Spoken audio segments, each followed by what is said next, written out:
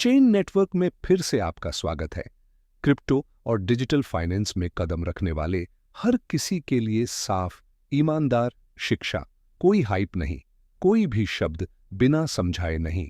पिछली बार हमने market order और लिमिट ऑर्डर देखे और वह शांति जो अपनी शर्तें पहले से तय करने से आती है।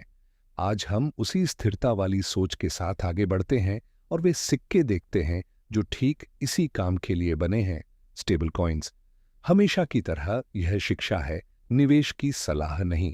हम बता रहे हैं कि ये औजार कैसे काम करते हैं, यह नहीं कि आप क्या खरीदें या कब।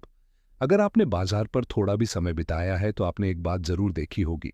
जहां बिटकॉइन या इथीरियम जैसे सिक्के एक दिन से दूसरे दिन तक जोर से ऊपर नीचे हो सकते हैं, वहीं एक बिल्कुल अलग तरह का डिजिटल सिक्का है जिसकी कीमत कभी हिलती ही नहीं लगती। वही स्टेबल कॉइन्स हैं और इन्हें समझना यह समझने का एक अहम हिस्सा है कि क्रिप्टो असल में कैसे काम करता है। क्रिप्टो को एक सट्टे वाले दांव के तौर पर सोचना छोड़ दीजिए और इसके बजाय एक डिजिटल आईने के तौर पर सोचिए। स्टेबल कॉइन बस एक ऐसी क्रिप्टो करेंसी है जिसकी कीमत किसी असली दुनिया की मुद्रा से सीधे जुड़ी या बंधी होती है, ज्यादातर अमेरिकी डॉलर से।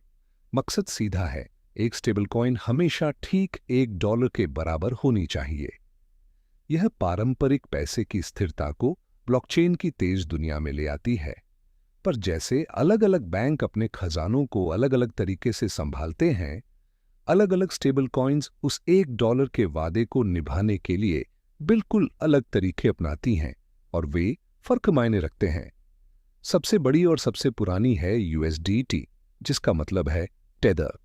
एक बेहद सुरक्षित गोदाम की कल्पना कीजिए। जब भी USDT के पीछे की कंपनी ब्लॉकचेन पर एक स्टेबल कॉइन जारी करती है तो उसे एक असली डॉलर या उसके बराबर कोई सुरक्षित संपत्ति जैसे कोई छोटी अवधि का सरकारी बॉन्ड लेकर रिजर्व में बंद कर देना होता है। यह एक एसेट बैक्ड व्यवस्था है। अगर आपके पास 100 USDT हैं तो आपके पास उस रिजर्व में रखे $100 की डिजिटल रसीद है। USDT बेहद लोकप्रिय और बहुत लिक्विड है, इसीलिए यह पूरे बाजार में इतनी इस्तेमाल होती है। दूसरी दिग्गज है USDC या USD कॉइन। ढांचे में यह काफी हद तक USDT जैसी ही काम करती है। नियमित संस्थानों में रखे नकद और छोटी अवधि के अमेरिकी सरकारी कर्ज से बैक्ड। फर्क निगरानी और सोच का है। अगर USDT एक बड़े निजी खजाने जैसी है तो USDC ज्यादा एक कड़े नियमों वाले बैंक जैसी है जिसके खाते खुले हैं। USDC के पीछे का समूह नियमों के पालन को प्राथमिकता देता है और बड़ी अकाउंटिंग कंपनियों से नियमित पारदर्शी ऑडिट कराता है, यह दिखाने के लिए कि हर डिजिटल डॉलर के पीछे रिजर्व में एक असली डॉलर रखा है। जो पारदर्शिता को अहमियत देते हैं उनके लिए यही दिखना सबसे बड़ा फर्क है।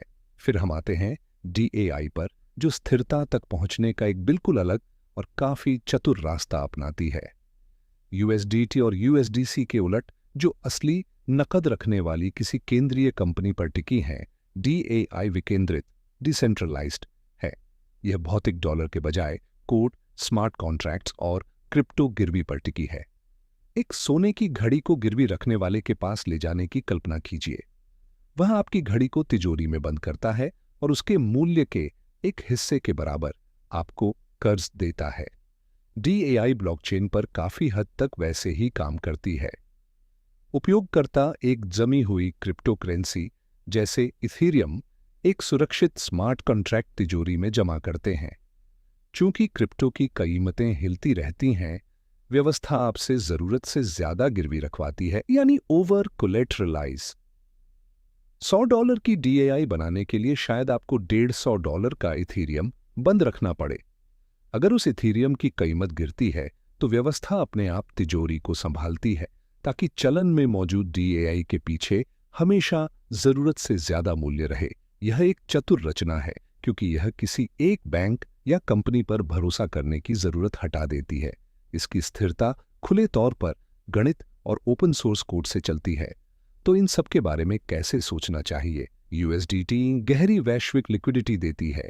USDC नियामक पारदर्शिता देती है। DAI किसी एक बैंक या कंपनी से आजादी देती है। हर एक अपनी कीमत को एक अलग तरीके से स्थिर रखती है और हर एक के साथ एक अलग तरह का भरोसा और एक अलग तरह का जोखिम जुड़ा है। फर्क जानना ही वह चीज है जो आपको बाजार को खुली आंखों से पढ़ने देती है, बजाय इसके कि आप मान लें कि स्थिर का मतलब हमेशा सुरक्षित होता है। तो ये रहीं स्टेबल कॉइन्स। साफ शब्दों में याद रखिए, यह शिक्षा है, निवेश की सलाह नहीं। अगर यह काम आया हो तो सब्सक्राइब कीजिए और पूरी सीरीज के लिए चेन नेटवर्क खोजिए। अगली बार हम स्वैप्स और ब्रिजेस देखेंगे और यह कि संपत्ति एक ब्लॉकचेन से दूसरी पर सुरक्षित तरीके से कैसे जाती है। वहीं मिलते हैं।